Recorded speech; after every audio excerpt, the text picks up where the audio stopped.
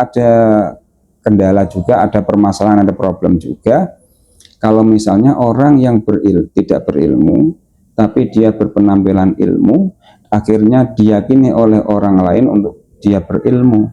Terus akhirnya apa yang disampaikan, apa yang dilakukan ditiru banyak orang, ini yang bahaya. Assalamualaikum warahmatullahi wabarakatuh. Hai semuanya, hari ini kita bakal podcast dengan tema hukumnya menampakkan kebaikan. Oke, hari ini kita bakal podcast bersama Bapak Saiful Umam. Silakan Pak, gimana kabarnya hari ini? Alhamdulillah baik. Apakah sudah siap untuk podcast? Alhamdulillah siap. Oke, pertanyaan pertama ya Pak. Bagaimana hukumnya menampakkan kebaikan? Apakah itu termasuk riya Pak? Baik, untuk pertanyaannya, menampakkan kebaikan, artinya kebaikan itu kan ibadah, itu juga kebaikan, amal-amal dunia yang baik itu juga kebaikan. Dan untuk pertanyaannya mungkin secara umum ya, baik ibadah maupun kebaikan-kebaikan yang lainnya. Untuk menampakkan ibadah yang kita tunjukkan, itu termasuk riya atau tidak, itu ya karena yang namanya riya itu berada di dalam hati. Kadang itu ada orang yang menyembunyikan, tapi di dalam hatinya justru ingin diketahui bahwa dia itu melakukan kebaikan dengan menyembunyikan kebaikan ya. Namun ada juga orang yang menampakkan kebaikan tapi di dalam hatinya tidak ada rasa ingin menampakkan itu sama sekali. Hanya saja dia ya kebetulan memang kebaikannya itu memang pada saat itu ranahnya dilihat orang itu. Adapun kebaikan-kebaikan yang lainnya di luar ibadah ya, misalnya kita bersedekah, atau biasanya kalau bulan Ramadan itu ada takjil di upload gitu. Tapi kalau menurut kamu kira-kira orang berbagi takjil itu riya murni atau riya ingin dipuji? Riya ingin dipuji. Nah, itu terus gimana? Jadi kalau kita mengangkat tema ini mungkin itu ya karena sekarang kan di bulan Ramadan itu banyak orang-orang yang mengaji, di live streaming, terus orang-orang berbagi takjil di live, sholat, mungkin ada sholat di live itu ada. Pernah ya, sholat tarawih. Nah itu juga untuk keutamaannya itu belum bisa kita simpulkan karena kembali kepada niat masing-masing. Jadi kita jangan sampai menghukumi seseorang ini baik ini tidak, karena itu tergantung orangnya. Bahkan yang lebih bahaya itu kalau kita itu tidak menampakkan tapi hati kita itu justru ingin diketahui kebaikan kita karena tidak menampakkan itu. Nah mungkin itu yang bisa saya sampaikan tentang itu tadi pertanyaan, termasuk riya atau tidak, maka itu kembali kepada niat masing-masing. Oke, lanjut ya Pak. Oke. Kalau misal kita mengupload konten-konten kebaikan yang kita lakukan ke publik, itu bagaimana Pak? Nah, seperti yang saya katakan tadi, seperti bagi takjil atau ngaji biasanya di live, atau bahkan mungkin madrasah-madrasah untuk menampilkan atau menampakkan kegiatan-kegiatannya. Nah, itu juga kembali karena mungkin lembaga ya tergantung niat lembaganya, karena niat lembaga itu meskipun dipegang banyak orang atau stakeholder, tapi kan punjernya kan ada kepalanya, ada istilahnya itu ada pusatnya lah. Nah itu tujuannya apa? Kalau misalnya sekolah-sekolah atau mungkin di pondok-pondok, tidak hanya sekolah saja, pondok-pondok juga sekarang itu saya lihat di media sosial itu juga sering menampakkan atau menampilkan kegiatan-kegiatannya, dan secara zahir, secara umum itu ingin memperlihatkan keunggulan pondoknya sehingga orang-orang tertarik untuk mondok di situ atau sekolah di situ. Misalnya di MTS Kembang kita mengupload kegiatan-kegiatannya supaya orang-orang tertarik, oh di sekolah Kembang ini bagus, sekolah Kembang ini bermutu, unggul dan lain-lain, dengan melihat kegiatan-kegiatannya itu. Dan kita mengajak orang sekolah di sini itu adalah sebuah kebaikan. Jadi kita menampilkan kebaikan tapi dengan tujuan supaya diikuti, yaitu tidak salah. Ya kembali lagi tergantung niatnya. Tapi kita tetap semua yang kita tujukan, yang kita inginkan atau yang menjadi tujuan kita, misalnya tujuan untuk menarik orang supaya sekolah di sini, dan kalau sekolah di sini kita itu mengajak kebaikan, itu harus kita pusatkan kembali kepada Allah. Kalau semuanya kita kembalikan kepada Allah, itu insya Allah aman. Mau menampilkan atau menampakkan kebaikan, mau menyembunyikan atau mau bagaimana jungkir balik pun, kalau niatnya kepada Allah itu aman.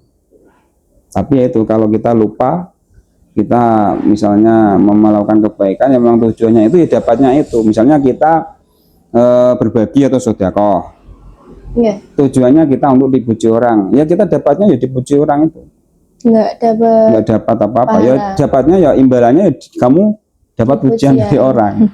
Jadi ibarat gini, kamu membayar seseorang untuk dipuji, tapi dalam bentuk kamu bersedekah, tidak bilang pujilah saya, tidak, tapi kamu niat seperti itu dan ternyata orang yang kamu kasih memang memuji, yaitu dapatnya itu. Oke, lanjut ya Pak.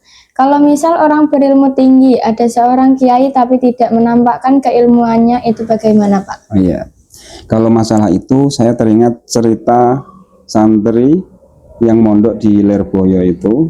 Pada saat itu membawa bekal banyak, terus pada saat sampai gerbang Lirboyo itu dia ketemu sama kiainya, tapi dia tidak tahu bahwa itu kiainya. Akhirnya si orang tua itu yang dalam dalam kurung kiainya itu disuruh bantu membawa barang-barangnya itu. Terus akhirnya setelah dia bersama-sama teman di pondok, terus akhirnya di situ mengikuti pengajian, dia kaget, loh, yang ngaji, yang mengasuh atau yang ngaji situ kok tadi yang disuruh membawa. Dia malunya bukan main. Itu kita bisa mengambil kesimpulan bahwa kiainya tadi atau pada saat itu yaitu Mbah Abdul Karim atau Mbah Manap, itu adalah sosok seorang kiai yang sangat tawadhu. Jadi dia memang tawadhunya itu super, sehingga dia itu berpenampilan tidak seperti orang yang alim. Terus sekarang dari pertanyaan itu, kalau orang yang berilmu, apakah dia harus menampakkan atau berpenampilan orang yang berilmu atau tidak berpenampilan yang tidak berilmu? Di sini kita pakai logika aja ya, logika aja. Kalau misalnya kita berilmu, kita tidak menampakkan ilmu, terus orang lain ketika menghadapi kita itu ragu, ya gimana? Apakah ilmu kita itu akan berkembang? Apakah ilmu kita tersebar? Misalnya kita tidak berilmu, terus kita mengaji, apakah orang lain itu yakin dengan kita? Nah, maka kalau supaya orang lain yakin dengan kita ya berpenampilan orang yang berilmu. Makanya dalam kitab Ta'limul Muta'alim, azimu ama imakum, karena tandanya orang alim itu kalau imamahnya atau pecinya atau sorban yang dipakai di kepala atau imamah itu besar, diperbesar, itu menunjukkan kealiman kalau adat orang itu. Nah, tinggal sekarang tanda kealiman orang, tanda orang berilmu itu bagaimana? Ya misalnya ya menjaga sikap dari berpakaiannya, itu yang menampilkan orang yang berilmu, misalnya bersarung atau pakaiannya yang pokoknya yang menunjukkan dia itu orang yang berilmu lah. Nah itu kalau sudah seperti itu, maka orang lain akan yakin dengan ilmunya. Tapi itu pun juga ada kendala juga, ada permasalahan, ada problem juga. Kalau misalnya orang yang tidak berilmu, tapi dia berpenampilan ilmu, akhirnya diyakini oleh orang lain untuk dia berilmu. Terus akhirnya apa yang disampaikan, apa yang dilakukan ditiru banyak orang, ini yang bahaya. Makanya kalau kita misalnya ya sebagai santri yang masih orang awam lah, kita itu dalam berpenampilan jangan asal-asalan. Misalnya gampangannya istilah Jawanya santri macak kiai. Misalnya sebagai santri biasa berpenampilan seperti kiai besar itu juga repot, bahaya itu. Karena kita belum mumpuni ilmu kita, sehingga apa yang kita lakukan, apa yang kita sampaikan belum tahu benar atau tidaknya, itu langsung diyakini orang. Oke. Nah, itu kan juga berbahaya. Maka ini perlu sekali kita bahas dalam apa namanya di sini dalam konteks podcast MTS Materi Kita Kembang ini, supaya orang tahu dan tidak salah paham tentang tadi. Yang pertama apa tadi? Hukum menampilkan keilmuan. Yang pertama tadi loh, yang hukum menampakkan kebaikan. Nah, hukum menampakkan kebaikan itu ya tidak serta-merta jelek, dan juga tidak bisa kita klaim riya, karena riya itu berada di dalam hati. Justru jadi semua tergantung niat ya, Pak ya. Tergantung niat. Yang kedua tadi mengupload konten itu tujuan orang itu macam-macam. Tapi yang saya sayangkan ini yang kita bahas ini konten yang baik. Maksudnya konten baik itu dalam artian tidak melanggar syariat, misalnya masih tetap menjaga aurat, terus pokoknya konten-konten yang masih syar'i lah. Itu pun perlu kita bahas. Kalau yang tidak syar'i kita tidak bahas, itu sudah jelas ya kan?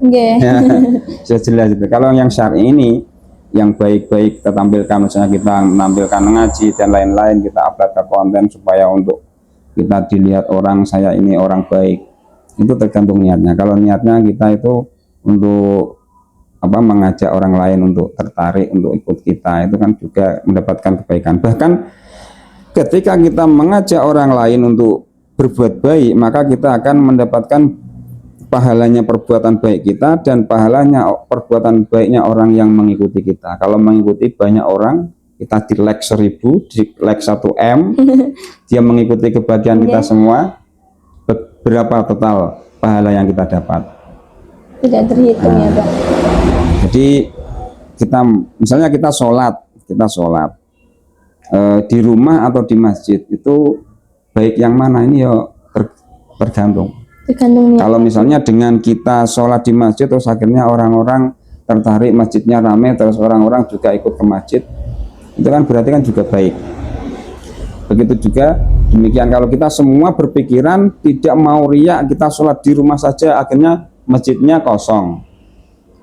Nah, itu bisa dikira orang-orang bahwa daerahnya itu nggak ada yang sholat, dia juga ikut-ikut nggak sholat kan. Terus yang terakhir tadi tentang keilmuan, kita menampilkan keilmuan itu juga ada nilai baiknya supaya orang lain percaya dengan kita, sehingga kita dengan mudah menyebarkan ilmu kepada mereka. Dan ininya kesimpulannya adalah baik ibadah maupun ilmu itu tinggal niat. Innamal a'malu binniyati. Oke, cukup ya, Pak? Cukup. Oke, sekian itu tadi penjelasan dari Pak Umam. Jadi semuanya itu tergantung niat ya. Oke, sekian dari kami, pamit undur diri. Wassalamualaikum warahmatullahi wabarakatuh.